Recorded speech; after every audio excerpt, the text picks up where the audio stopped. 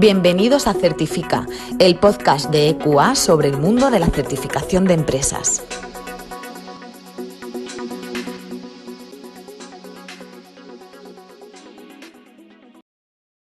Buenos días y bienvenidos a un nuevo capítulo de Certifica, el podcast de EQA. En esta ocasión, nuestro compañero Alejandro Resnick, Product Manager de RSC en EQA España, y Gustavo Horn, consejero delegado de EQA España, han tenido la oportunidad de hablar con Jeremy Nicholls sobre ODS, Estándares para la medición de impacto y su verificación externa.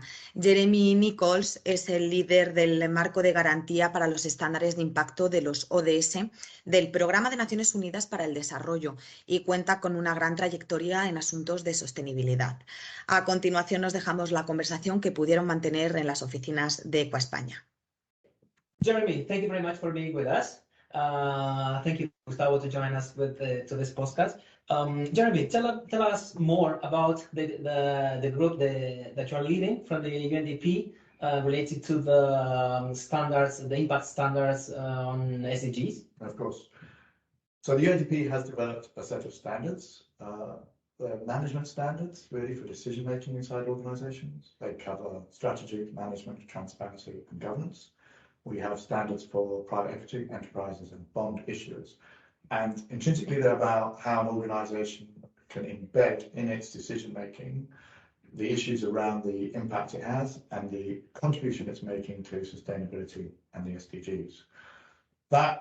They're free to use. You can download them. You can get on with it. There is a self-assessment tool for each of those as well, so organizations can go in and assess how, at the moment, they are aligning with what we would see as those requirements.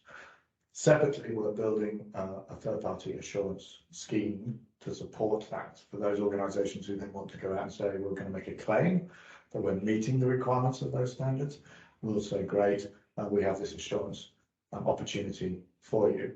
Now, we're developing that at the moment. It's just starting the pilot to explore that as we go. And we're hoping that then will be launched following the pilot early mid next year. The work is supported by an advisory group, which is made up of people active both in the kind of, I suppose, the financial audit world, but people who have been using the standard of ISA 3000, but also supported by people who come from the ISO, CASCO, and the International Accreditation Forum areas. So we have International Accreditation Forum as an observer, and we are currently working with UKAS to take our assurance scheme through the appropriate certifications. Perfect. Jeremy, there are a lot of standards like going around. The European standards from EFRAG, standards to measure impacts on SDG. What do you think about, Yet another standard. Yeah. I mean, so how they are going to be linked, or what are the companies, or in the case of investors, which one they are going to report to use? I mean, what do you think about this, that we are talking a lot between companies, that is a double reporting, triple reporting, because of this new standards that are coming up from every. I know. Well, I mean, if you're working in ISO as you are, how many ISO standards are there?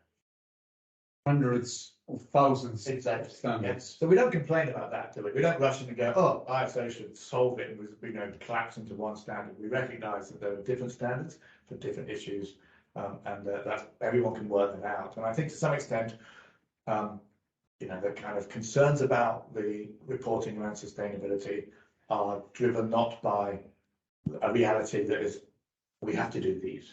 If you have to do these things like we often have to do with all these thousands of ISOs, people just get on with it. So I think there's a kind of, we protest a little bit too much about some of this. But nonetheless, there are reporting standards, and we very clearly said, well, we're not part of that reporting standard. We're part of the management standards, the internal systems and practices, the ability of an organization to have the right structures to make decisions that contribute to sustainability at the rate we need them to do. So in many ways, that's much more aligning or thinking like an ISO type management standard than it is anything to do with reporting standard. If you get these things right inside your organization, you will still report, on your sustainability, but we believe you will then report a much higher level of performance. So if I understand this right, SFDR is the reporting standard. That's one thing about disclosure. But this standard will look more like ISO 14000. So it's a management standard, but ISO 14000 is about understanding the impact you have environmentally and controlling that and complying with the requirements, legal requirements. But this standard is a management standard that promotes or where you have a special focus on the impact your company is having. That's right. Yes, that's correct. I think, we talk about management standards, and obviously we're covering strategy governance as well. So it's a bit more than just what the management do, but in that sense, it is much more of a management standard, and it is aligned not only at the impact that you're having and the impact that we're having on people and planet's well-being, but that we're making decisions in order to improve and increase that positive, the impact, taking into account positive and negative consequences, but we're making decisions at a rate commensurate with both planetary needs and the expectations of the people who experience those consequences. Okay, so if I try to picture this. So if I'm a company, I have the ISO 14000 standard, and then the structure of this management system is good.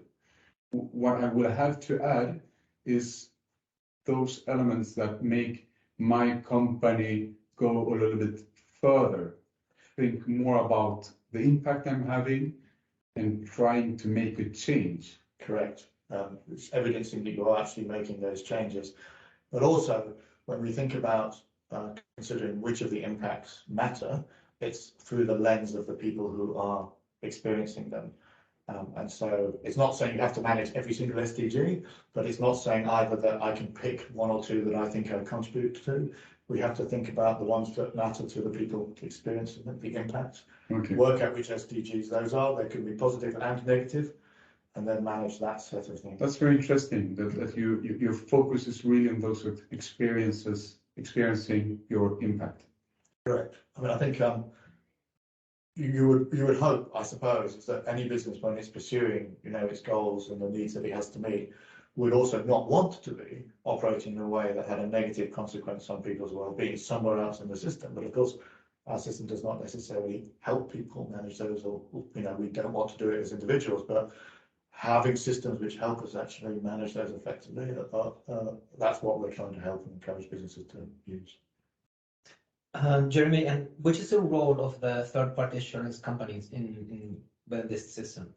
So that's what we're exploring. So we have a kind of draft framework that we're running a pilot assurance at the moment, just starting that in order to explore how that will all work, both in terms of the scheme governance and management, but also in terms of the actual assurance engagement against that.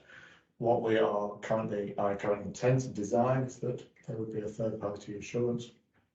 So an organisation might say, well, we want to make a claim that we're meeting the standards, and the assurance provider would come along under an engagement with that company. And the assurance scheme is designed to test that claim and to come with an opinion as to whether that has been met or not.